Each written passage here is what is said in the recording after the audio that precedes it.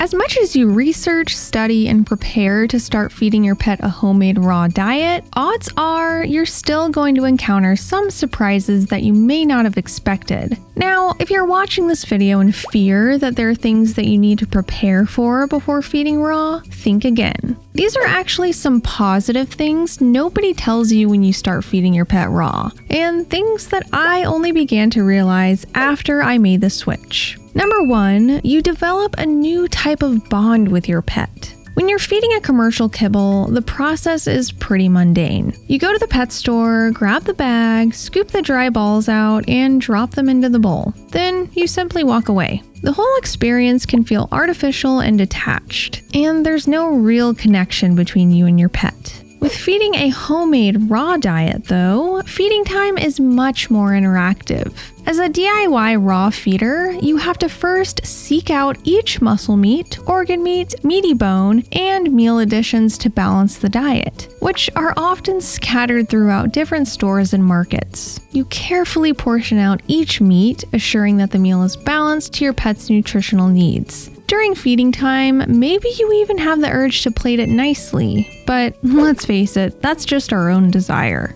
But feeding a raw meal is just as creative. Maybe you're an owner that likes to feed during training sessions to amp your pet up with something that's high value. Maybe you like to hand feed to form a more primal bond by being the provider. Or perhaps you like to freeze the food in slow feeders or top bowls and feed it this way to promote mental stimulation. Feeding your pet a homemade diet is an entire ritual when you really think about it. And the love that you put into creating it is most definitely being exchanged between you and your pet. You're not just feeding your pet anymore, you're nourishing them. Number 2, you become a part of a community. If you ever fed kibble at any point, did you ever feel so passionate about these big commercial brands that you were compelled to share your love for it with others? Not likely. There's a major lack of passion when it comes to commercial pet food, and rarely does a kibble brand ignite enthusiasm and connect pet owners together. When it comes to making a homemade raw diet, though, there are so many aspects that bring owners together. Some owners may need a place to ask for advice, others may want to rightfully boast about their pet's transition success, others may want to discuss studies that they found on the topic of raw diets, and others just want a place to get inspired.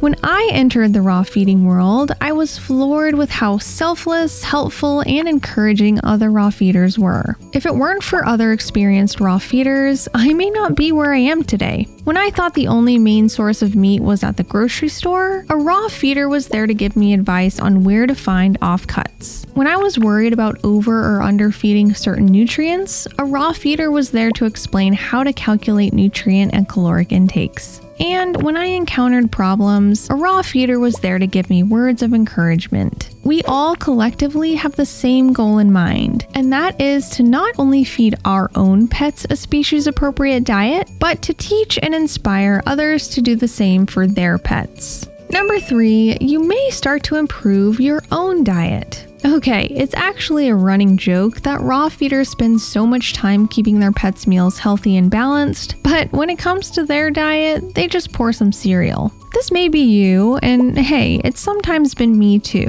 But after doing some research on bioavailable nutrients found in whole foods, has adding new foods to your diet ever crossed your mind too? I personally never cared for meat too much. I do like it complementing some meals, but I was never one to go out and eat pork chops or steak. But after learning about all of the bioavailable vitamins and minerals in red meats, I myself started incorporating a little more into my diet. No, this doesn't mean I eat more burgers, I just try to opt for more local beef when I can for additional zinc, iron, and B vitamins, along with some dark leafy greens for some vitamin C, vitamin K, and fiber. Other days, I'll make some salmon for EPA and DHA, as well as vitamin D. Feeding my pets a whole food diet really got me thinking about what fresh whole foods could benefit us humans as well. So I try to implement what I've learned when I can. Even if you are a raw feeder that solely devotes their attention to their pet's diet and ignores their own, trust me, you're not alone. Watch this video to see the 5 things raw feeders do that you could also probably relate with.